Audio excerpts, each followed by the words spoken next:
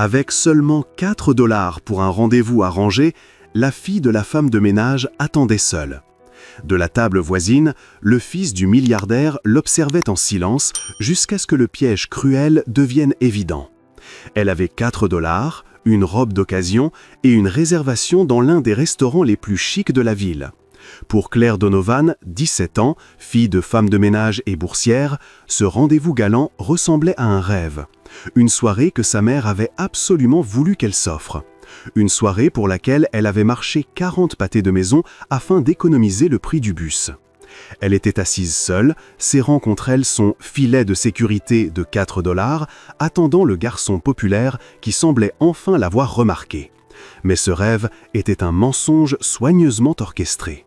Et pendant que les minutes défilaient, un autre garçon, fils de milliardaire, l'observait depuis l'autre côté de la salle, assistant en silence au moment précis où son monde allait commencer à s'effondrer.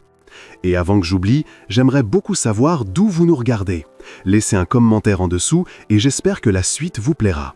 La jeune fille de 17 ans n'avait que 4 $ pour son tout premier rendez-vous arrangé. Sa mère, femme de ménage, avait insisté pour qu'elle y aille. « Tu mérites une belle soirée, Claire », lui avait-elle dit d'une voix chaleureuse. Claire Donovan n'en était pas si sûre. Elle se tenait devant le restaurant. Il s'appelait le Mariner's Table. Porte massive en bois, lettres dorées, lumière tamisée qui filtrait de l'intérieur. Ça sentait le bois précieux et le poisson grillé. Claire avait 17 ans. Elle était élève boursière au lycée privé Ridgeway Prep. Les autres élèves avaient des chauffeurs. Claire prenait 2 bus. Ce soir-là, elle avait marché. 40 pâtés de maison pour économiser l'argent du bus. Les 4 billets d'1 $ froissés dans la poche de son manteau étaient son unique parachute. S'il ne venait pas, elle pourrait au moins s'acheter un soda ou rentrer en bus. Elle poussa la lourde porte. Une clochette tinta doucement. « Bonsoir », dit l'hôtesse en robe noire en levant les yeux. « Réservation, oui », répondit Claire, la voix presque brisée. « Pour 2, au nom de Kevin. » Le prénom sonnait étrangement dans sa bouche. Kevin était en terminale à Ridgeway. Il était populaire. Il ne lui avait jamais adressé la parole, pas une seule fois. Puis, la semaine précédente, Jessica Moore, la plus jolie fille de la classe, lui avait souri. « Kevin te trouve mignonne. Il est trop timide pour te le demander lui-même. Il veut t'emmener au Mariner's Table, vendredi 19 h. » Cet avait été comme un rêve. Peut-être que les choses changeaient enfin. « Par ici, je vous en prie, » dit l'hôtesse. Claire la suivit. Le restaurant était calme. On parlait à voix basse. Les couverts tintaient doucement contre les assiettes. Elle lissa le devant de sa robe. Bleu marine, toute simple. Un cadeau de sa mère. Sa mère travaillait chez l'une des familles les plus riches de la ville. La robe avait appartenu à la fille de la maison. C'était un modèle de la saison précédente. Sa mère avait eu l'autorisation de la récupérer. C'était la plus belle chose que Claire possédait. Mais sous les lumières dorées du restaurant, elle avait l'air d'un déguisement, d'une mauvaise copie. Elle sentait tous les regards posés sur elle. Elle serrait son petit sac à main. Dedans, son portefeuille. Et dans le portefeuille, une petite photo jaunie. Un jeune homme en uniforme militaire. Son grand-père, Arthur Donovan. Héros de guerre légendaire. C'était lui qui lui avait dit de tenter la bourse. « Tu es une Donovan Clairbert. On ne plie pas, on ne casse pas. Garde la tête haute. » Elle essayait de le faire maintenant. L'hôtesse la conduisit à une petite table. « Votre compagnon n'est pas encore arrivé. »« Ce n'est pas grave, je suis un peu en avance, » répondit Claire. Il était 18h45. Elle s'assit. La chaise était recouverte de velours moelleux. Elle posa son sac sur ses genoux. Un serveur apparut. « Puis-je vous proposer de l'eau en attendant? Plate ou pétillante? »« Oh, de l'eau du robinet, s'il vous plaît, avec des glaçons, si c'est possible. » Le serveur hocha la tête, sourire crispé, et s'éloigna. Claire sentit ses joues s'enflammer. Elle fixait la chaise vide en face d'elle. « Fais qu'il vienne, Kevin. Fais que ce soit vrai. » À la grande table près de la cheminée, Nathan Harrington fixait son verre d'eau. Lui aussi avait 17 ans. Il portait une veste qui coûtait plus cher que le loyer mensuel de Claire. Son père, Robert Harrington, était assis en face de lui, en pleine discussion avec 2 hommes en costume. Fusion, route maritime, taux d'intérêt. Il parlait toujours argent. Nathan sentait l'ennui peser lourd dans ses os. Il était censé être là, écouter, apprendre à devenir un Harrington. Ça ressemblait à apprendre à devenir un fantôme. Son père était milliardaire. Le nom Harrington était gravé sur les musées, les bibliothèques, sur le côté du lycée qu'il fréquentait. Il était prisonnier d'un nom qu'il n'avait pas choisi. Puis il la vit entrer. Il regarda l'hôtesse la guider jusqu'à une table. Il la connaissait, pas son nom, mais son visage. Une élève de Ridgeway, une boursière, celles qui mangent vite et disparaissent, celles qui ne parlent en cours que si on les y force. Elle était dans son séminaire d'histoire américaine, toujours au fond, près de la fenêtre. Elle portait une simple robe bleue. Elle avait l'air terrifiée, mais aussi fière, le dos droit, un mélange étrange et puissant. Il l'entendit commander « Juste de l'eau du robinet, s'il vous plaît ». Il n'avait jamais entendu personne commander de l'eau du robinet ici. Son père prenait toujours de l'eau pétillante italienne. « Nathan, tu écoutes ?» lança sèchement Robert Harrington. « Oui, monsieur. » Il reporta son regard sur son père. Route maritime. Son père hocha la tête, satisfait, et se tourna vers ses invités. Les yeux de Nathan glissèrent à nouveau vers la fille. Elle faisait semblant de lire le menu, mais ses yeux revenaient sans cesse à la porte. 15 minutes passèrent. 19 heures. L'eau du robinet de Claire était finie. Les glaçons avaient fondu. Elle n'osait pas en redemander. Elle vérifia son téléphone. Aucun message. Elle relut le dernier texto de Jessica. « Il est trop excité. Amuse-toi bien. » Elle sourit au message. Ça aidait. Ça rendait les choses réelles. À 19h15, elle envoya un texto au numéro que Jessica lui avait donné pour Kevin. « Salut, je suis là à la table. » Pas de réponse. Elle plia sa serviette sur ses genoux, la déplia, la replia. Un couple s'installa à la table voisine. Ils commandèrent une bouteille de vin. Ils riaient. Claire se sentit toute petite. À 19h30, elle appela le numéro. Ça sonna une fois, puis messagerie. La personne que vous essayez de joindre n'a pas configuré sa messagerie. Une angoisse glacée lui noua l'estomac. Le serveur revint. « Votre ami arrive bientôt, mademoiselle. Nous avons une réservation à 19h30 pour cette table. » Son sourire avait disparu. « Oh oui, je suis désolé. Il est juste en retard. La circulation, il va arriver d'une minute à l'autre. » Le serveur soupira. « Très bien. » Nathan observait. Il vit le serveur, vit le visage de la fille. Sa fierté se fissurait. Il voyait la panique dans ses yeux. À 19h40, le téléphone de Claire vibra. Elle le saisit, soulagée. Elle ouvrit le message. C'était Jessica. Une photo. Jessica, Kelvin et 3 autres populaires entassés dans un box de pizzeria. Kevin avait le bras autour de Jessica. Ils riaient tous. En dessous, « Oh mon Dieu, t'y es vraiment allé ?» Le sang de Claire se glaça. Un autre message. « Fallait voir si tu le ferais vraiment. La fille d'une femme de ménage au Mariner Stable, trop drôle. » Puis Kevin, « Désolé, t'es pas mon genre. » Le restaurant devint flou. Les verres qui tintent, les voix basses, tout se transforma en un bourdonnement assourdissant. Elle fixait l'écran, leurs visages hilars. Ses yeux brûlaient. Elle cligna fort des paupières. « On ne plie pas, on ne casse pas. » La voix de son grand-père. Elle refusa de pleurer. Pas ici, pas dans cet endroit. Elle redressa la colonne vertébrale. C'était tout ce qui la tenait encore debout.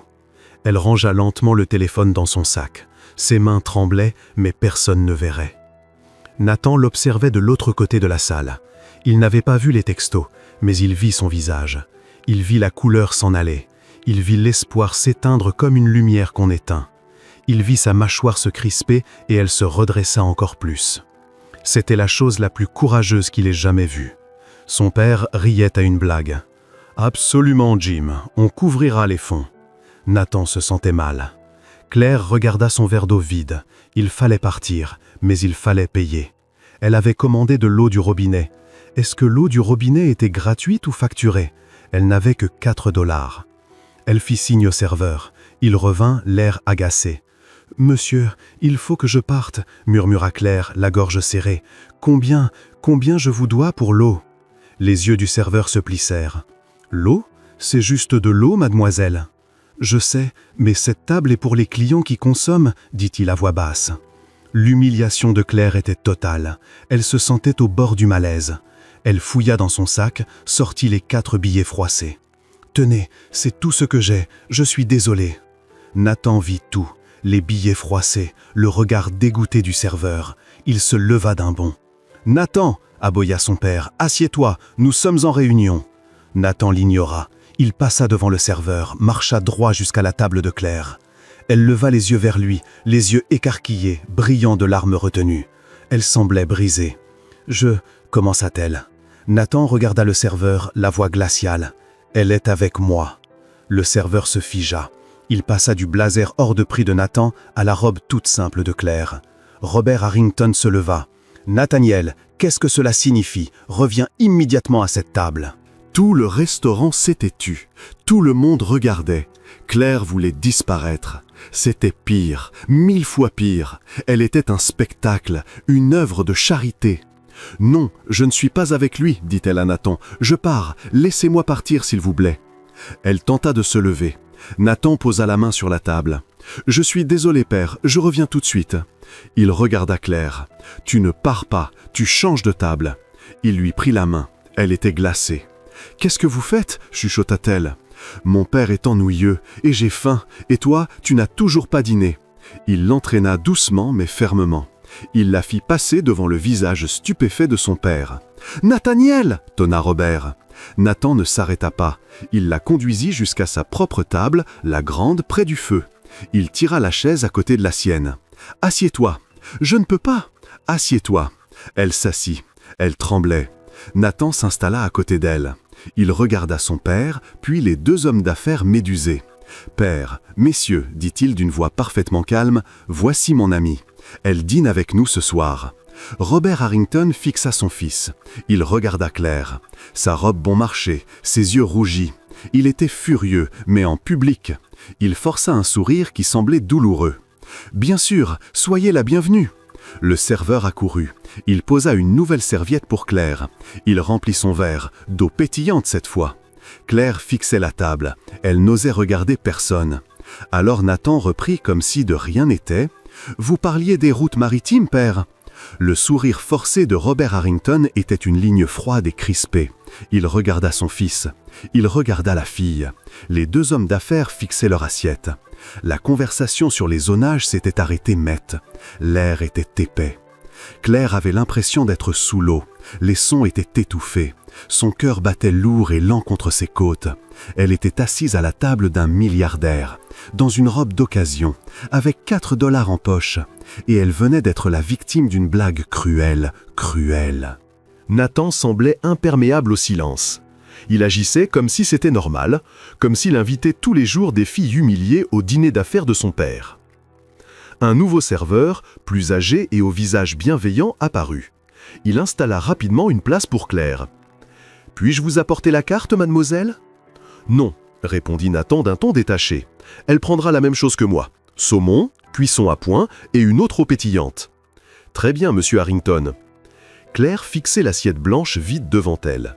Elle voulait disparaître sous la table. « Monsieur Harrington. » Bien sûr, c'était Nathan Harrington. Elle connaissait le nom. Tout le monde à Ridgeway le connaissait. Les Harrington, c'était Ridgeway. Ils avaient financé la nouvelle bibliothèque, l'aile scientifique, le gymnase. Il n'était pas juste riche, il était d'une autre espèce. Et il venait de la traîner dans l'antre de sa famille. Robert Harrington joignit les doigts et les posa sur la nappe blanche. Il observait Claire. Il n'était pas seulement en colère, il l'évaluait. Il regardait sa robe simple, ses cheveux blonds tirés en arrière, ses mains crispées sur ses genoux. « Alors, mademoiselle » dit Robert d'une voix lisse comme de l'huile. Claire déglutit. La boule dans sa gorge était comme du verre. Elle le regarda. Elle ne serait pas faible. Pas maintenant. On ne plie pas, on ne casse pas. « Donovan, monsieur, » dit-elle. Sa voix était basse mais claire. Claire Donovan. « Donovan, » répéta Robert, comme pour goûter le nom. « Vous êtes à Ridgeway avec mon fils, je présume ?» Il savait qu'elle y était. Il la testait. Il voulait voir si elle mentirait. « Oui, monsieur, boursière. » Elle prononça le mot boursière comme un bouclier. C'était la vérité, c'était son armure. La seule chose qui prouvait qu'elle avait sa place là-bas, même si elle était différente. Nathan la regarda. Une lueur de respect passa dans ses yeux. Le sourire de Robert ne bougea pas, mais ses yeux devinrent plus froids. « Boursière, comme c'est admirable, » dit-il. Admirable comme si c'était une maladie rare et un peu triste. Jim, l'un des hommes d'affaires, se racla la gorge, désespéré de changer de sujet. « Robert, comme je disais à propos du Port Authority. »« Jim, coupa Robert sans détacher ses yeux de Claire, je fais juste connaissance avec l'invité de mon fils. Il reporta toute son attention sur elle. C'était comme un projecteur, chaud et aveuglant. Et vos parents, mademoiselle Donovan, que font-ils dans la vie? C'était la question, celle qui la séparait de tous les autres à Ridgeway, celle qui la définissait. Nathan se raidit à côté d'elle. « Père, ce n'est pas... Je m'adresse à la jeune demoiselle, Nathaniel. » Claire baissa les yeux sur son assiette. Elle vit les mains de sa mère, rouges et abîmées par les produits ménagers. Fatiguée, elle la vit se lever à 5 heures du matin pour prendre le premier bus. Elle la vit préparer son déjeuner à elle, Claire, en veillant toujours à lui mettre une pomme, même si ça voulait dire qu'elle n'en aurait pas. La honte fut immédiate et écrasante. Puis vint autre chose, une colère vive et brûlante. Elle était la fille d'une femme bonne, d'une femme qui travaillait dur. Elle releva le menton. Elle regarda Robert Harrington droit dans les yeux. « Ma mère est femme de ménage, monsieur, dit-elle. Elle travaille chez la famille Wallace dans l'est de la ville. » Le silence qui suivit fut total. Jim et Mark fixèrent leur verre d'eau comme s'ils cherchaient à s'y dissoudre. Nathan ferma les yeux une fraction de seconde. Le masque de Robert Harrington finit par craquer. Un tout petit muscle tressaillit à sa mâchoire. Il venait enfin de comprendre. Ce n'était pas un jeu. Ce n'était pas une petite amie rebelle issue d'une famille riche, mais moins riche. Son fils avait amené la fille d'une domestique à sa table, en public, au milieu d'un dîner d'affaires. « Je vois, » dit Robert. Le serveur revint. Il posa devant Claire une grande et magnifique assiette. Un morceau de saumon reposait sur un lit de légumes verts. Ça sentait le citron et les herbes.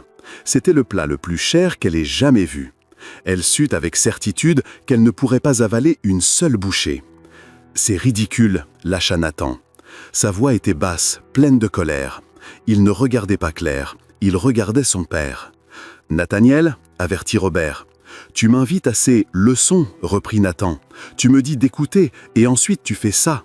Tu l'interroges. »« Je discute simplement. »« Non, tu juges. » Claire avait l'impression d'assister à un match de tennis entre deux lions. Elle ne pouvait pas rester. Elle ne pouvait pas être la cause de tout ça. Elle avait déjà encaissé l'humiliation de Kevin et Jessica. Elle n'allait pas en plus se laisser inspecter comme un insecte. Elle posa doucement sa serviette sur la table.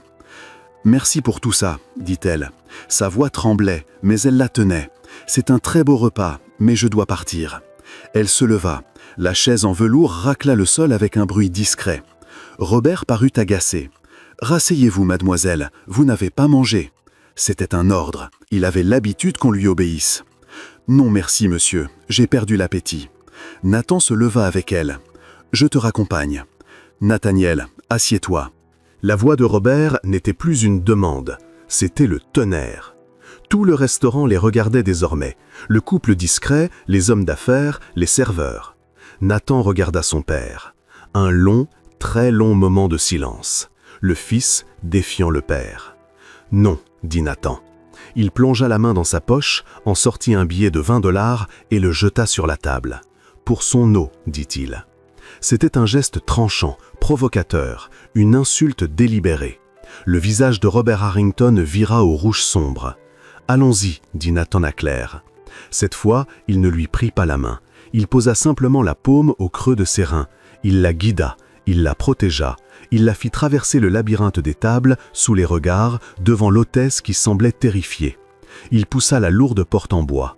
L'air froid de la nuit gifla le visage de Claire. C'était comme se réveiller. Elle trébucha sur le trottoir. Elle inspira profondément, par saccades. L'air sentait l'essence et la ville. C'était réel. Elle tremblait, mais ce n'était plus de peur. C'était de rage, une rage profonde, brûlante. Elle se retourna vers lui, furieuse. « Tu n'aurais jamais dû faire ça. »« Quoi, te sortir de là ?»« Tout, » dit Claire. Sa voix était basse mais féroce. « M'asseoir à cette table, le saumon, les 20 $. Tu n'avais pas à faire ça. J'essayais de t'aider. Le serveur, mon père.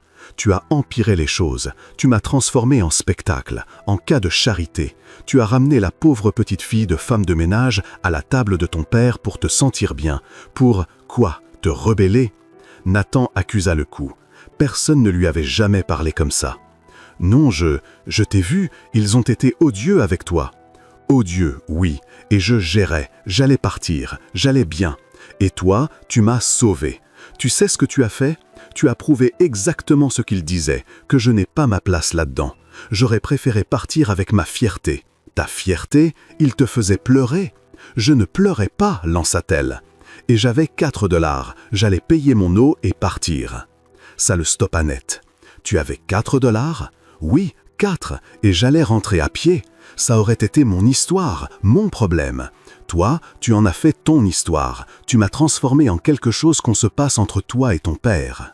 Elle était si furieuse qu'elle voyait à peine clair. Elle serrait son petit sac contre elle. « Je n'ai pas besoin d'un Harrington pour me sauver. » Elle tourna les talons et se mit à marcher, vite. Ses chaussures bon marché claquaient sur le bitume. « Attends !» cria Nathan. « Tu vas où ?»« Chez moi !» lança-t-elle sans ralentir. « Il est tard, laisse-moi appeler mon chauffeur, il te ramènera. » Claire s'arrêta net, elle pivota, la lumière du réverbère éclaira son visage. Elle avait l'air d'une guerrière. « Non, pas de chauffeur, pas de Harrington, plus jamais, reste loin de moi. » Elle repartit. Cette fois, elle courut.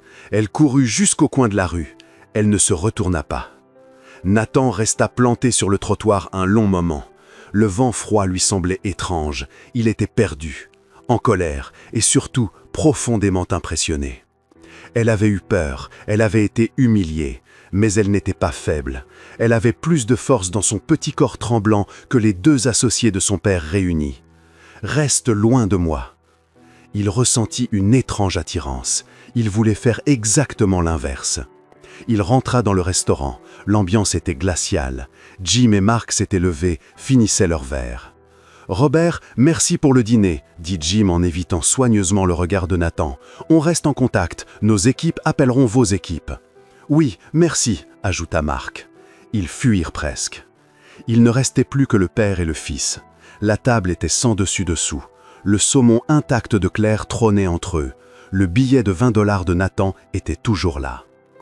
Robert Harrington ramassa lentement, délibérément, le billet de 20 $. Il le plia, il le glissa dans la poche de veste de son fils. « Geste bon marché, Nathaniel, dit-il d'une voix dangereusement calme. On n'utilise jamais son propre argent quand le mien suffit. » Nathan s'assit. Il se sentait épuisé. Elle se faisait harceler. Elle se faisait... Robert approuva d'un signe de tête. Il fit signe au serveur. « L'addition, tu es d'accord ?» Nathan fut choqué. Bien sûr, ces gosses qui lui ont tendu un piège, c'est minable, vulgaire, argent neuf, mais ce n'est pas ton problème. Robert se pencha en avant. « Tu ne m'embarrasseras plus jamais comme ça, compris? Tu l'as embarrassée, elle. »« Elle, la fille de la bonne ?» Robert eut presque un rire. « Tu as idée de ce que tu viens de faire? Tu as amené ça dans une réunion. Ma réunion. Tu as montré de la faiblesse, du sentimentalisme. En affaires, le sentimentalisme, c'est un cancer. On l'arrache. » Ce n'était pas du sentimentalisme, c'était de la décence. Le sourire de Robert fut mince. La décence, c'est un luxe qu'on ne peut pas se permettre, fiston. Pas quand on construit des choses. Laisse-moi t'apprendre la vraie leçon. Le monde repose sur le pouvoir. Les forts prennent, les faibles se font prendre. Ton seul boulot, c'est d'être fort. Ton boulot n'est pas de porter les faibles sur ton dos. Il marqua une pause, ses yeux plantés dans ceux de son fils. Surtout pas ceux de son espèce. Nathan regarda son père. Le fossé entre eux était immense. Ils parlaient 2 langues différentes. « Elle s'appelle Claire Donovan », dit Nathan doucement. « Peu importe, son grand-père, c'est Arthur Donovan. » Robert s'arrêta net. Il signa le reçu de carte bancaire. Son stylo s'immobilisa. Il leva les yeux. Le nom fit tilt. Le héros de guerre, celui de la 82e division aéroportée. « Oui », confirma Nathan. Robert finit de signer. Il rangea son stylo hors de prix. Dommage, tout ce courage pour finir femme de ménage. Et une petite fille qui se laisse ridiculiser dans un restaurant qu'elle n'a pas les moyens de payer. Il se leva. Reste loin d'elle, Nathan. Je suis sérieux. Elle est une distraction. Elle est un problème. Elle est au-dessous de toi. Nathan ne répondit rien. Il regarda son père s'éloigner. Il regarda la chaise vide où Claire s'était assise, son assiette intacte. « Reste loin de moi, reste loin d'elle. » Pour la première fois de sa vie, Nathan Harrington se sentit profondément, réellement révolté. Claire ne courut pas longtemps. Elle courut jusqu'à ce que ses poumons brûlent et que la douleur dans ses yeux la force à s'arrêter. Elle s'appuya contre un réverbère froid, 2 rues plus loin. Elle était encore dans le quartier riche, celui qu'elle nettoyait, celui où elle allait à l'école, celui où elle n'appartiendrait jamais. Elle inspira, encore, l'air de la nuit était vif. On ne plie pas, on ne casse pas, garde la tête haute. La voix de son grand-père, son roc. Elle se redressa, 40 pâtés de maisons à marcher, elle l'avait déjà fait, elle le referait. Elle serra son sac, les 4 $ étaient toujours là, elle ne les avait pas dépensés. Elle n'avait pas accepté la charité du milliardaire. Elle n'avait pas touché à leur nourriture. Elle était partie, la tête haute, un pied devant l'autre. La ville changea autour d'elle. Les rues calmes, bordées d'arbres, et leurs grandes fenêtres lumineuses devinrent des avenues. Les avenues devinrent des rues bruyantes et fréquentées. Les boutiques au nom français laissèrent place aux bodegas et laveries automatiques. L'air changea d'odeur, essence, friture et maison. Elle passa devant l'arrêt de bus. Un bus s'arrêta dans un soupir, portes ouvertes. Elle aurait pu monter. Elle avait les 4 $. Elle continua à pied. Elle avait besoin de marcher. L'humiliation de Jessica et Kevin était comme une tache. La pitié de Nathan Harrington comme une brûlure. La colère de son père comme une cage. Marcher, c'était avancer. Marcher, c'était choisir. 45 minutes plus tard, elle arriva devant son immeuble. Briques, 5 étages. Le hall était propre, mais la peinture jaune s'écaillait. Ça sentait l'eau de Javel et la moquette ancienne. Elle monta les 3 étages. Ses jambes lui faisaient mal. Elle ouvrit la porte de l'appartement 3B. Le petit appartement était plongé dans le noir, sauf la lumière bleue de la télévision. Le son était bas. Un jeu télévisé. Sa mère, Marie Donovan, dormait sur le canapé. Elle était encore en uniforme gris et blanc de femme de ménage. Ses chaussures étaient posées par terre à côté de ses pieds. Une tasse vide traînait sur la petite table. Marie avait fait une double journée. Elle avait nettoyé la maison des Wallace toute la journée. Ensuite, elle avait servi au dîner qu'ils donnaient le soir. Pour que Claire ait une robe bleu marine. Pour que Claire puisse sortir avec un garçon. Tout ça pour un mensonge. Une vague d'amour si forte qu'elle en était douloureuse envahit Claire. Elle alla jusqu'au petit placard à linge. Elle en sortit un vieux plaid tricoté tout usé. Elle le déplia et, très doucement, le posa sur sa mère. Marie remua sans se réveiller. Elle soupira simplement, un soupir de pure fatigue. Claire resta un instant à la regarder. Voilà son monde, voilà sa réalité. C'était dur, c'était épuisant, mais c'était vrai. Elle se dirigea vers sa chambre. « Claire Bert, c'est toi ?» La voix était rauque, comme du gravier. Elle venait de la chambre du fond. Claire s'approcha de la porte. « Salut papy, je suis rentrée. » Elle entra. La pièce était minuscule. Un lit, une place, une commode en métal, un fauteuil roulant. Arthur Donovan était assis dans son fauteuil près de la fenêtre et regardait le mur de briques de l'immeuble d'en face. Il était maigre, mais ses épaules restaient solides. Ses cheveux blancs étaient coupés courts. Ses yeux, même dans l'obscurité, étaient perçants. Il ne laissait rien passer. Il était dans ce fauteuil depuis 20 ans. Pourtant, c'était l'homme le plus fort que Claire ait jamais connu. « T'es en retard, » dit-il. Il fit pivoter son fauteuil. « Alors, ce rendez-vous avec le garçon, Kevin ?» Le visage de Claire s'effondra. Elle avait tenu bon dans la rue. Elle avait tenu dans le hall. Elle avait tenu devant sa mère. Devant lui, elle ne pouvait plus. Elle s'assit sur son petit lit et lui raconta tout. Les textos de Jessica, la photo où ils riaient tous, la chaise vide, le serveur au sourire crispé, l'eau du robinet, les 4 $. Puis Nathan Harrington, le fils du milliardaire. La grande table, les questions du père. « Ma mère est femme de ménage, monsieur. Le saumon intact, le billet de 20 $. Sa sortie furieuse, les cris sur le trottoir. Elle lui dit absolument tout. Quand elle eut fini, la pièce était silencieuse. Elle pleurait maintenant, des larmes muettes de honte et de rage. Arthur Donovan ne la regardait pas avec pitié. Son visage était dur, sa mâchoire crispée. Il rapprocha son fauteuil et posa sa grande main ridée sur son genou. « Tu es une Donovan, dit-il d'une voix grave comme un grondement. On porte un nom fier. On a servi, on s'est battu. On n'a jamais, jamais laissé personne nous dire ce qu'on vaut. » Il la regarda droit dans les yeux. « Tu as pleuré devant eux ?»« Non, papy, murmura-t-elle. J'ai attendu. Je pleure maintenant. »« Ça va, dit-il. À la maison, tu as le droit de saigner, mais pas sur leur champ de bataille. » Il serra son genou. « Le milliardaire, le père, il t'a demandé ce que faisait ta mère ? » ?»« Oui. » »« Et tu le lui as dit, tu ne t'es pas caché. »« Je lui ai dit, elle est femme de ménage. »« Bravo, ma grande, bravo. Ne sois jamais honteuse de ta mère. Elle travaille plus dur que cet homme n'a jamais travaillé de sa vie. Elle travaille de ses mains. Ça, c'est du vrai. Lui, il ne fait que déplacer des chiffres. » Il marqua une pause. « Et le garçon, le riche, Nathan, je lui ai dit de rester loin de moi, dit Claire. Il voulait me raccompagner. Il a empiré les choses. Il a fait de moi son œuvre de charité. » Arthur hocha lentement la tête. « C'est un Harrington, je connais ce nom. De l'argent ancien, ils ont bâti cette ville. Ils sont différents. Claire, il ne nous ressemble pas. Son père, Robert, c'est un requin. Et le fils, c'est le fils du requin. Tu as bien fait de lui dire de rester à distance. » Il tapa doucement sur son genou. « Maintenant, voilà ce que tu vas faire. Tu vas dormir et lundi tu vas te lever. Tu vas mettre ton uniforme de boursière et tu vas entrer dans ce nid de serpents, ce Ridgeway Prep. »« Papy, je ne peux pas, souffla-t-elle. »« Ils sauront tous, dit-il d'une voix de fer, et tu vas les laisser dire. Tu vas passer devant eux. Tu vas marcher la tête si haute que tu auras mal au cou. Tu les regarderas à travers eux. Tu sais pourquoi ? Parce qu'ils sont creux, Claire. Ils sont minables. Ils sont faits de blagues et de l'argent de papa.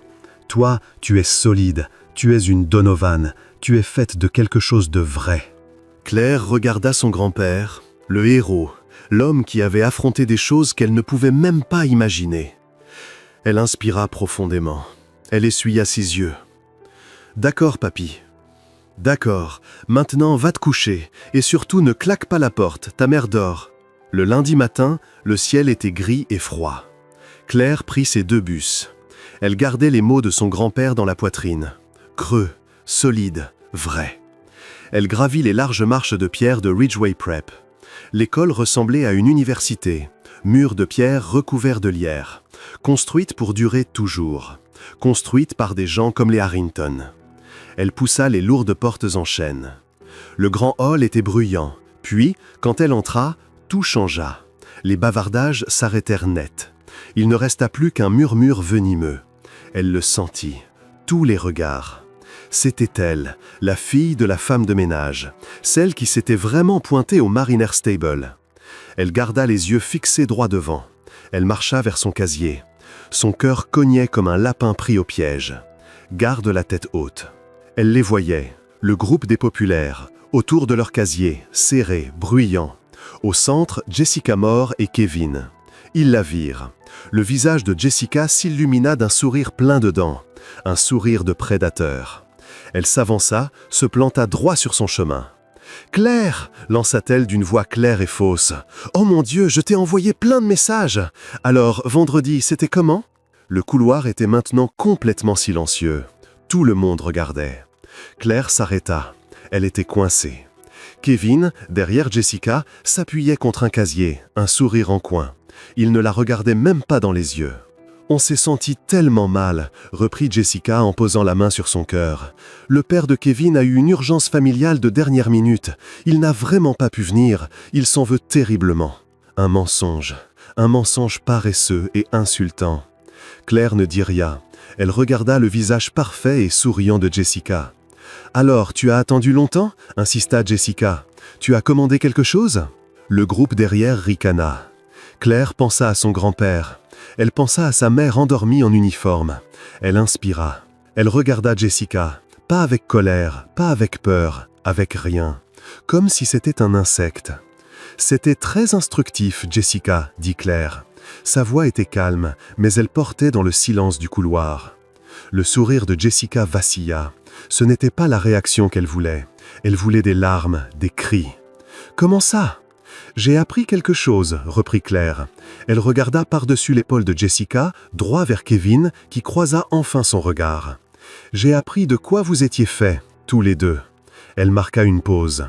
Rien de bien spécial. Les ricanements s'arrêtèrent net. Le sourire de Kevin disparut. Claire contourna Jessica. Elle ne courut pas. Elle marcha, chaque pas mesuré. Elle alla jusqu'à son casier, l'ouvrit, sortit ses livres. Elle sentait leur regard dans son dos, mais plus personne ne pipa mot. Elle avait gagné. Elle avait survécu. Au fond du couloir, caché dans un renfoncement près de la bibliothèque, Nathan Harrington avait tout vu. Il était arrivé tôt à l'école. Il redoutait ce moment. Il l'avait vu entrer. Il avait vu les murmures commencer. Il s'était crispé, prêt à... Quoi ? Intervenir encore ? La sauver encore ? Il avait entendu ces mots. « J'ai appris de quoi vous étiez fait. Rien de bien spécial. » Il l'avait vu leur tourner le dos, marcher. La voix de son père résonnait dans sa tête. « Elle est faible. Elle est au-dessous de toi. » Son père avait tort. C'était la personne la plus forte de tout ce bâtiment. Il sentit une vague brûlante, colère et admiration mêlées. Il sortit du renfoncement. Il passa devant Claire, qui rangeait ses livres dos à lui. Il marcha droit vers le groupe des populaires. Ils étaient encore figés, déstabilisés par la réponse de Claire.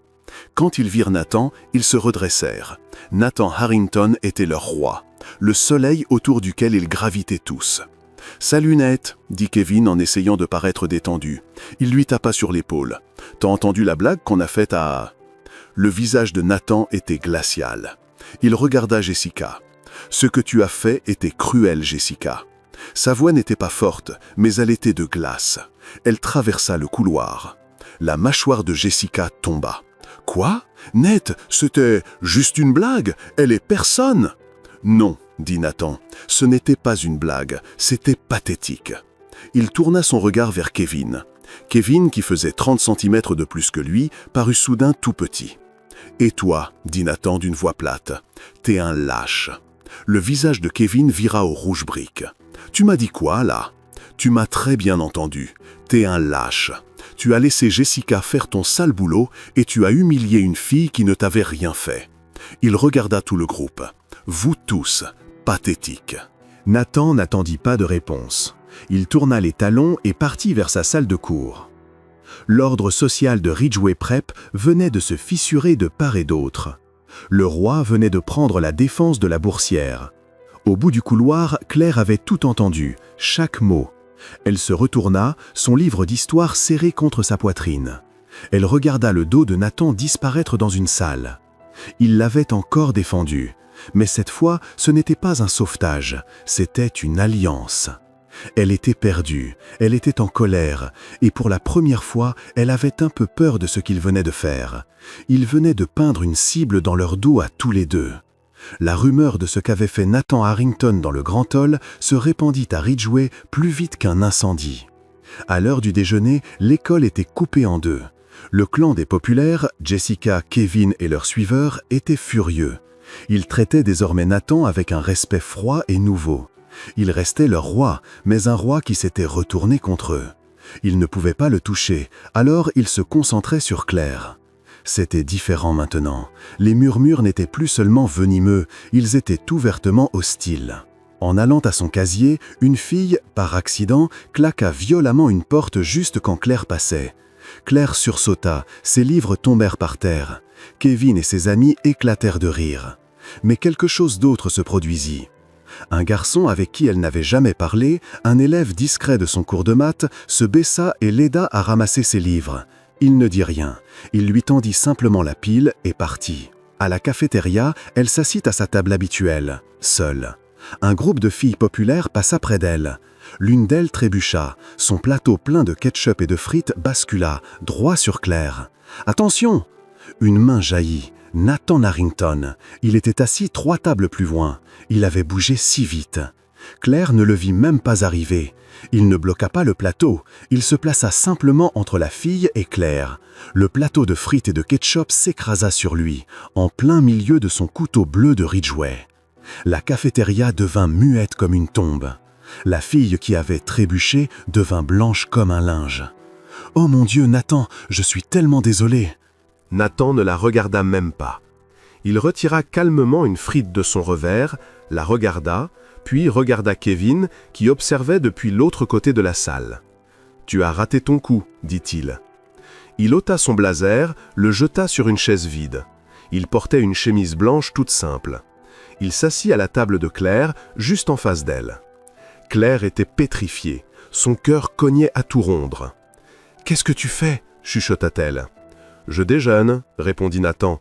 Il désigna son plateau. « Tu vas manger ça ou pas ?»« Tu ne peux pas t'asseoir là » souffla-t-elle. « Je suis déjà là, et alors ?» Il avait parlé assez fort pour que tout le monde entende. « Ils vont me lancer de la nourriture dessus. »« Parfait, j'ai faim. » Personne ne bougea. Toute la hiérarchie sociale de l'école était en train de fondre. Claire regarda sa chemise blanche, maintenant tachée de ketchup. « Ton père va, tu rends les choses encore pires. »« Mon père déteste ce blazer, dit Nathan, il doit être ravi. » Il la regarda droit dans les yeux. « Il faut que tu manges, Donovan. Là où il gagne, c'est quand tu ne manges pas. » Claire baissa les yeux sur son sandwich. Elle tremblait, mais il avait raison. Lentement, elle le prit. Elle mordit dedans. Nathan hocha la tête. Il n'avait rien à manger. Il resta simplement assis là, un roi en chemise tachée, à la table des boursiers. Il était un garde silencieux et provocateur. Il ne lui parla pas du reste du déjeuner. Il resta là, c'est tout. Et pour la première fois, personne ne l'ennuya. On se contentait de regarder. La bibliothèque était le seul refuge de Claire. Haut plafond, odeur de vieux papier et de cire. La règle du silence était la seule que tout le monde à Ridgeway respectait vraiment. Elle y alla pendant son heure de permanence. Elle avait besoin de fuir les regards, les murmures, la protection soudaine et terrifiante de Nathan Harrington. Elle se cacha dans le rayon d'histoire américaine. Elle travaillait sur un devoir. Il lui manquait un livre en haut de l'étagère, Gatsby le Magnifique. Elle se hissa sur la pointe des pieds, ses doigts effleuraient à peine la tranche. Un livre sur un homme pauvre qui regarde une fille riche de l'autre côté de l'eau, trop proche de la réalité. Une main passa au-dessus de sa tête, longue, avec une montre sobre et chère au poignet. Ce n'était pas Nathan. Elle se retourna. C'était Monsieur Harrison, son professeur d'histoire américaine. Jeune, vif, amateur de débat. « Fitzgerald », dit-il en lui tendant le livre. Un classique, il comprenait l'argent. « Merci, monsieur. » M. Harrison s'appuya contre l'étagère, bras croisés. « Vous avez passé quelques jours difficiles, mademoiselle Donovan. » Claire se raidit. « Je vais bien, monsieur. »« Vraiment ?» Il hocha la tête. « Vous êtes l'une de mes meilleures élèves. Vous avez une voix, une vraie. Ne laissez pas ces gamins vous la voler. »« J'essaie. Je sais. Je sais aussi que monsieur Harrington s'est autoproclamé votre garde du corps. » Claire rougit. « Je ne le lui ai pas demandé. » « Il n'a pas l'air du genre à attendre qu'on le lui demande, » observa monsieur Harrison. « C'est intéressant. » Il sourit, un sourire rapide. « C'est très époque dorée. L'argent neuf, l'argent ancien et la boursière. Vous trois, vous feriez un roman. » Il parlait d'elle, de Nathan et de Jessica. « Je veux juste qu'on me laisse tranquille, » dit Claire. « Ça, c'est la seule chose que vous n'aurez plus, j'en ai peur. Plus maintenant. Mais vous n'êtes pas seul dans l'autre sens non plus. Le corps enseignant voit ce qui se passe. Nous savons qui vous êtes. Gardez la tête haute et continuez à rendre du bon travail. » Il hocha la tête et partit. Claire resta là, le livre serré contre elle. Il ne l'avait pas prise en pitié. Il l'avait encouragée. Il l'avait appelée une érudite. Elle sentit naître une petite graine dure d'espoir. Cet après-midi-là, on l'appela au bureau du proviseur. C'était fini. Sa bourse, le travail de sa mère, tout. Les mots de son grand-père, « Garde la tête haute ». Elle s'y accrocha comme à une bouée. Elle entra. Le proviseur Davis était un homme mince, au visage gentil et inquiet. « Mademoiselle Donovan, asseyez-vous. Vous n'êtes pas dans les ennuis », dit-il immédiatement. Claire s'assit. Elle ne le croyait pas. « J'ai reçu une communication très claire de la part de monsieur Robert Harrington. » Le sang de Claire se glaça. Le père, le requin. « Il veut que je sois renvoyé, c'est ça ? Ce n'était pas une question. »« Quoi ? Non, grand Dieu, non !» Monsieur Davis parut sincèrement choqué. Tout le contraire. Monsieur Harrington a été très clair. Il est mécontent de moi. Non, mademoiselle Donovan, de la situation, de mademoiselle Moore, de monsieur Fletcher, du trouble causé à, comment a-t-il dit, l'atmosphère académique de l'école. Monsieur Davis joignit les mains sur son bureau. Monsieur Harrington m'a appelé ce matin. Je cite, « Cette fille, Donovan, est boursière intégrale pour une bonne raison. Veillez à ce qu'on la laisse travailler tranquille. » Il a fait comprendre très clairement au conseil d'administration entier, y compris aux parents de mademoiselle Moore et de monsieur Fletcher, que tout nouveau harcèlement à votre encontre serait accueilli par son plus grand déplaisir. Claire était sidérée. « Il me protège ?» « Monsieur Harrington ne vous protège pas, mademoiselle Donovan, » répondit doucement le proviseur. « Il a l'air triste. Il protège son fils. Il protège la réputation de l'école. Il nettoie un dégât. Il ne veut pas de scandale. Il ne veut pas que son fils soit distrait par ça. Par elle. Elle était ça. En résumé, vous allez être laissé tranquille, par tout le monde. Considérez-vous dans une bulle très étrange, très sûre, et très froide. » Claire sortit du bureau. Elle traversa les couloirs. C'était vrai, les murmures s'arrêtèrent. On la regardait, puis on détournait vite les yeux. Ils avaient peur. Elle n'était pas renvoyée. Elle était en sécurité. C'était le sentiment le plus humiliant de tous. Elle n'était pas une personne. Elle était un problème que Robert Harrington avait réglé. Il l'avait insultée, il l'avait congédiée, et d'un seul coup de fil, il l'avait mise sous cloche. Elle se sentait comme l'un de ces papillons épinglés dans le labo de science. Le lendemain, en cours d'histoire américaine, M. Harrison arborait un large sourire. « Très bien la classe. Projet final, 40% de la note. Dissertation de 20 pages, plus exposé de 30 minutes. Thème, classe sociale et conflits dans l'Amérique contemporaine. » Un gémissement collectif s'éleva. Le sourire de M. Harrison s'élargit. « Vous travaillerez en binôme. J'ai choisi les binômes pour favoriser de nouveaux points de vue. » Il afficha la liste au projecteur. La classe se pencha en avant. Claire parcourut la liste. Moore et Fletcher, évidemment. Puis elle vit Donovan, Claire, Harrington, Nathan. Elle cessa de respirer. Ça ne pouvait être qu'une erreur, une blague cruelle. Elle regarda de l'autre côté de la salle. Nathan la regardait déjà. Son visage était un masque de colère froide. Il ne la regardait pas elle, il regardait M. Harrison. Il savait que ce n'était pas un hasard. M. Harrison, le prof qui adorait les romans de l'époque dorée, venait de jeter une allumette sur de l'essence. La sonnerie retentit. La classe explosa, les élèves se précipitant vers leur binôme. Claire resta figée. Nathan se leva. Il passa son sac en bandoulière. Il marcha jusqu'à son bureau. Les autres s'écartèrent largement. Ils étaient les deux pôles du nouvel univers Ridgway. « Il se croit malin, » dit Nathan d'une voix tendue. « C'est impossible, » souffla Claire. Elle avait la nausée. « Ton père, on est censé me laisser tranquille. » Les yeux de Nathan se plissèrent. « Mon père, il a appelé l'école, hein? Il a dit qu'on devait tous arrêter. »« Il éteint l'incendie, » dit Nathan en donnant un coup de pied dans un bureau. « Il essaie de me contrôler. » Il était furieux. « Et Monsieur Harrison contre-attaque, » murmura Claire. « On dirait, oui. » Nathan passa la main dans ses cheveux. « Écoute, je me fiche de mon père, de Harrison, de tous. Mais je me fiche pas des 40%, et toi non plus. Il avait raison. Sa bourse, elle ne pouvait pas se permettre un B. Je ne peux pas venir chez toi, dit-elle aussitôt. Je ne te le demanderai pas. Mon père, ça n'irait pas. Et toi, tu ne peux pas venir chez moi. » Elle pensa au petit appartement, sa mère sur le canapé, son grand-père en fauteuil. La honte brûla instantanément. « D'accord, dit Nathan. Bibliothèque municipale, centre-ville, samedi 10h. On planifie tout, on le boucle vite. » Il la regarda. « On est binôme, Donovan, c'est tout, c'est juste une note. »« Juste une note, répéta-t-elle. Sois là. » Il sortit, la laissant seule dans la salle. Elle posa la tête sur le bureau. Sa bulle sûre et froide venait d'exploser.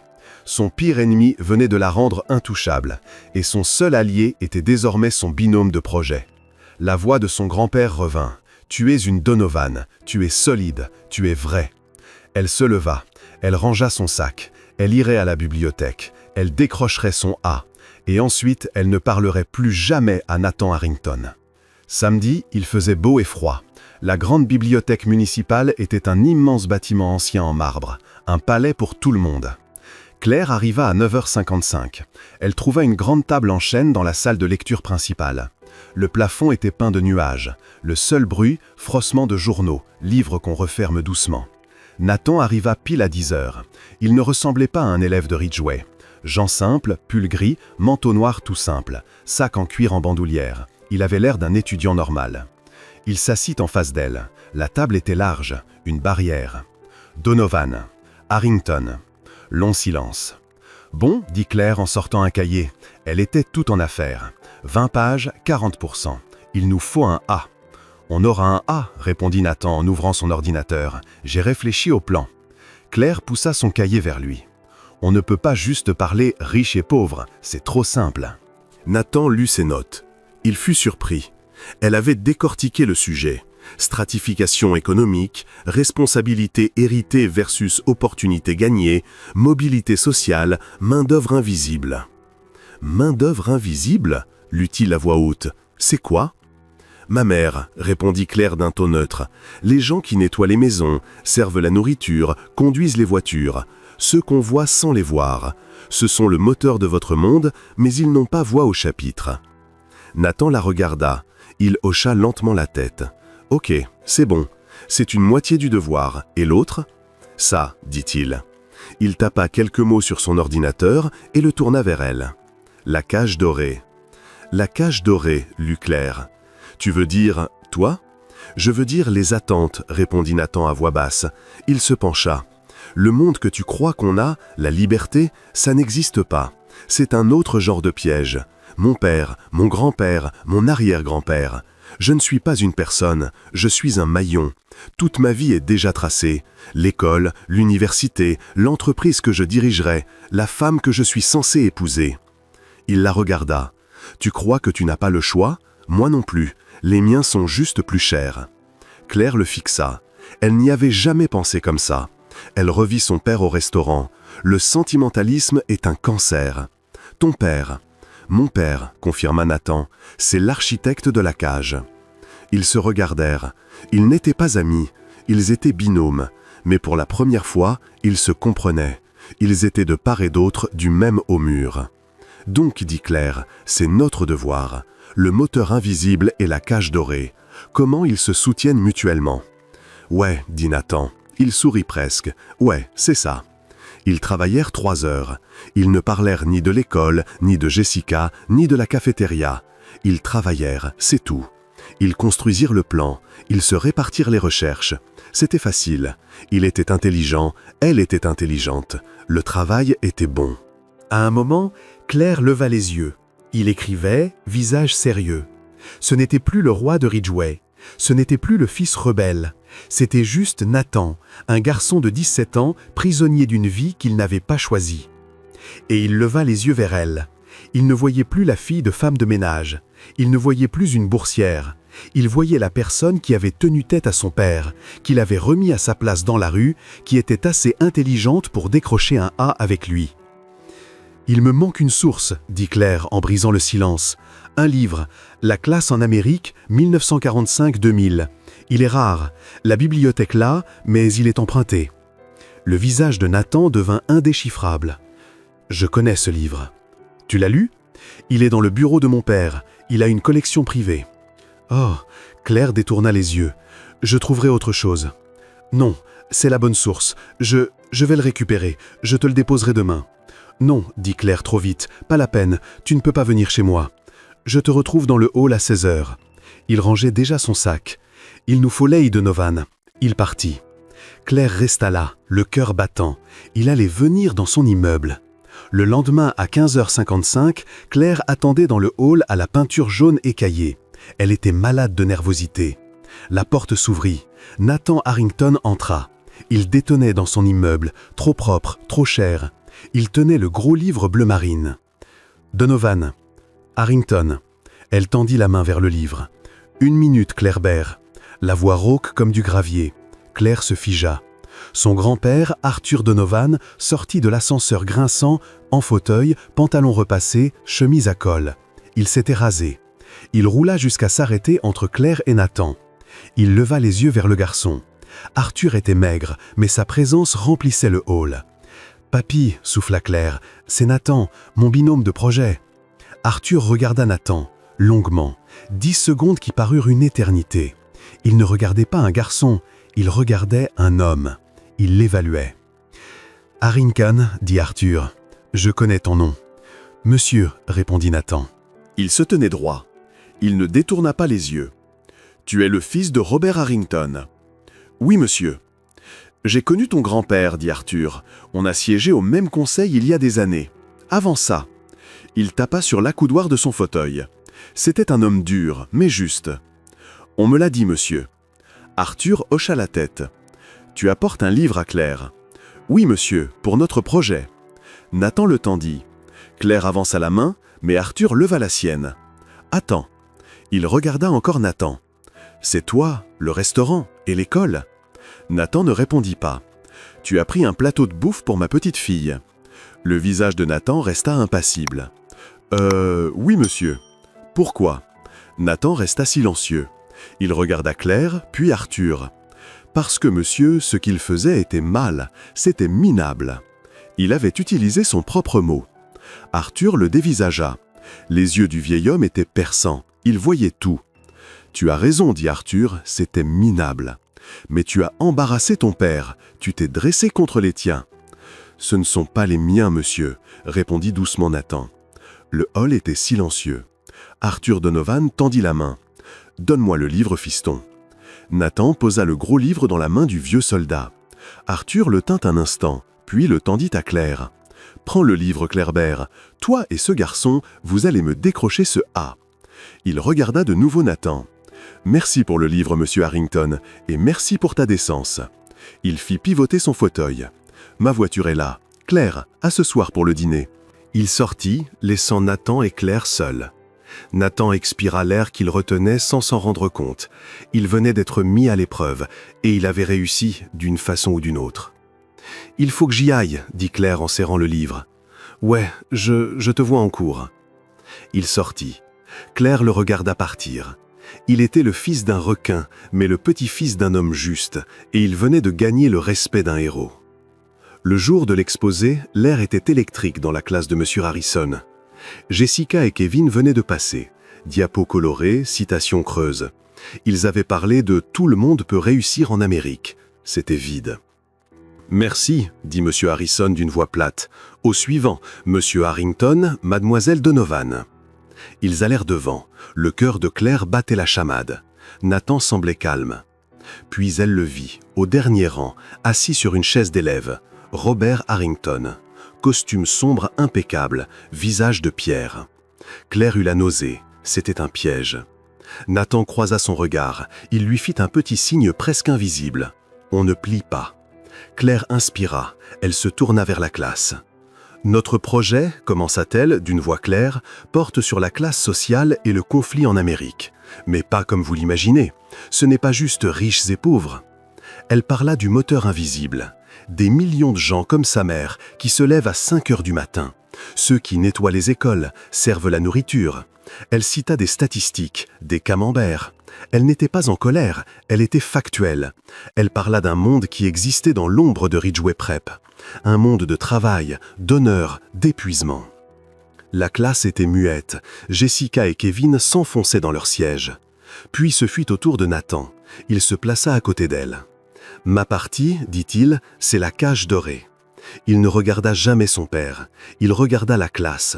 Il parla du poids d'un nom, des attentes fixées à la naissance, d'un monde où le choix est une illusion, où ton seul rôle est de devenir la copie de ton père. Il parla du sentimentalisme comme cancer, de la décence comme luxe. Le visage de son père ne bougea pas.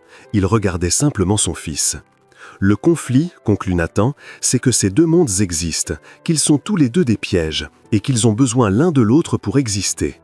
La cage, dit-il en se désignant, est construite et entretenue par le moteur, dit-il en désignant Claire. Claire prononça la dernière phrase. La question n'est pas de savoir qui a raison, la question est Comment en sortir? Ils terminèrent. Silence total. M. Harrison les regarda. Il semblait ému. Il commença à applaudir lentement, puis toute la classe suivit. De vrais applaudissements. Robert Harrington n'applaudit pas. Il se leva, ajusta son costume, regarda son fils, regarda Claire. Un seul hochement de tête sec, puis il sortit. Des semaines plus tard, la neige commençait à tomber. Le semestre était fini. Ils avaient eu leur A. Claire était à son casier. Elle avait survécu. Le monde de Ridgeway s'était apaisé. Elle n'était plus une cible, ni un projet. Elle était juste Claire Donovan, la boursière discrète et brillante. C'était tout ce qu'elle avait toujours voulu. Son téléphone vibra. Un texto de Nathan. « Mariner Stable, 19h, c'est moi qui invite. » L'estomac de Claire se noua. Elle fixa le message. C'était une blague. Ça ne pouvait être que ça. Elle répondit « Non ». Réponse immédiate. « Pourquoi ?» Elle tapa « Je ne suis pas une blague, Harrington, et je ne suis pas un projet. » Nouveau message. « Je sais, c'est juste un dîner, on a fini le projet. Allez, s'il te plaît. » Elle réfléchit. Qu'avait-elle à perdre maintenant? Elle tapa « J'arrive, mais tu te trompes. » Il répondit « Claire, c'est moi qui régale, j'ai économisé. » Elle y alla. Elle entra. La même lourde porte, les mêmes lumières tamisées. L'hôtesse sourit. « Réservation? »« Oui, Claire, pour Donovan. » L'hôtesse la conduisit à la même petite table. Nathan était déjà là. Pas de blazer, le même pull gris de la bibliothèque. Sur la table, pas de vin, pas d'eau pétillante, 2 bouteilles de coca en verre et un grand panier de frites. Nathan se leva quand elle arriva. « Salut, salut, dit-elle. » Elle s'assit. « J'ai déjà commandé pour nous, dit-il. J'espère que ça te va. » Claire regarda les frites. Le coca le regarda, lui. « Tu avais dit que c'était toi qui régalais, dit-elle, perplexe. « Oui, répondit Nathan en poussant le panier Lérel. Total, 4 $ plus taxes. » Claire s'arrêta net. Elle le regarda fixement. Il souriait, un vrai petit sourire nerveux. Claire sentit un rire monter, le premier vrai rire depuis des mois. Elle ouvrit son sac, sortit son portefeuille, prit les 4 billets d'1 $ froissés, ceux qu'elle avait gardés depuis cette nuit-là. Elle les posa sur la table. « Gardez la monnaie, dit-elle. » Il rit. « Marché conclu. » Il lui tendit un coca. « À notre, dit Nathan en levant sa bouteille. « À notre, répondit Claire en faisant teinter la sienne entre la sienne. Ils mangèrent des frites, burent leur coca, assis à la petite table du restaurant chic. Ce n'était pas un rencard, ce n'était pas un sauvetage, c'était un début. Et c'est là qu'on les laisse, à cette petite table, avec un panier de frites et 2 coca. J'espère que cette histoire vous a permis de vous évader un peu du quotidien et de ressentir quelque chose. Un rappel que nous ne connaissons jamais vraiment les batailles silencieuses que mènent les autres, ni les petits gestes qu'ils attendent de partager. J'aimerais beaucoup savoir ce que vous faisiez en écoutant. Peut-être juste vous poser ou en pause dans votre journée chargée. Dites-le moi en commentaire, je lis vraiment tout. Si vous voulez qu'on se recroise, le like et l'abonnement font toute la différence. Merci d'avoir passé ce moment avec moi.